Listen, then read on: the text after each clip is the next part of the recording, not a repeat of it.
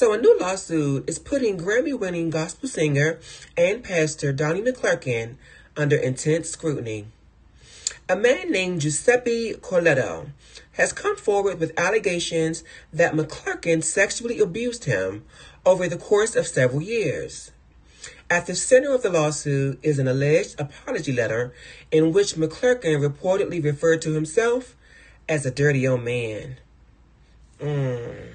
According to the lawsuit, Corletto first sought out McClurkin in 2003 while struggling to reconcile his sexuality with his Christian faith. At just 21 years old, he attended McClurkin's Long Island church after reading the singer's autobiography, which detailed how McClurkin believed God helped him overcome what he described as the curse of homosexuality. The lawsuit says Corletto felt an immediate connection to McClurkin after attending a church event where the pastor spoke openly about being raped as a child. That moment stayed with him. After the event, Corletto was introduced to Donnie. According to Corletto, Donnie took a special interest in him almost immediately. What started as guidance, he says, felt safe at first. Corletto says initially everything felt very innocent because it was all under the guise of mentorship. But he says now looking back, he believes the mentorship was just grooming. The lawsuit claims that McClurkin used his position as a spiritual leader and trusted figure to slowly blur boundaries. Now this part matters because when faith, authority, and vulnerability mix, power dynamics can quietly take control. Honestly, nothing surprises me anymore. I'm not surprised by this at all because at the end of the day, we are all human with human proclivities. Yes, we are sexual beings as well, but we are very much having a human experience. And, people can be seen or put on pedestals because of their titles and positions, and you don't expect these people to make what we call mistakes or whatever the case may be, but people are going to be people at the end of the day, so you can't let nothing surprise you.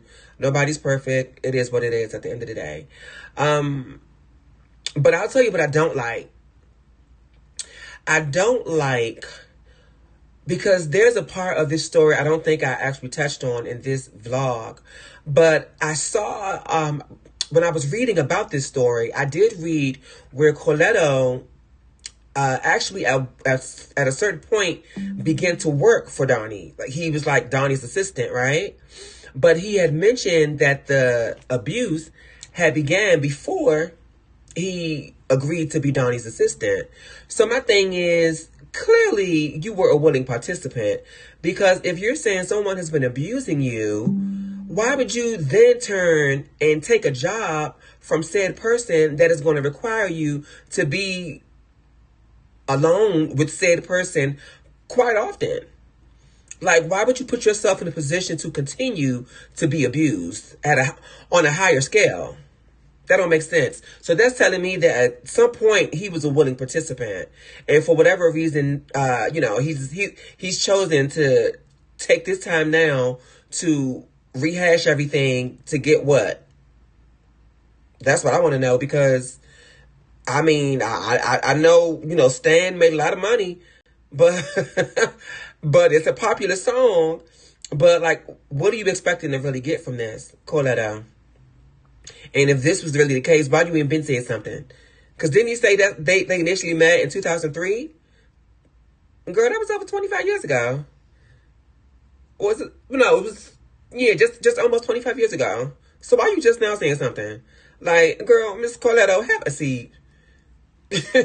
I mean, seriously. But that's just how I feel about it, child. I don't really care too much about it either way, but I just think it's so late for so-called victims to want to wait years and years and years and years before they say something. Like, girl, we don't care no more. Have a seat. But that's just my opinion. I would love to hear yours if you have one. If so, please feel free to get in the comments. If not, a like and a share goes a long way.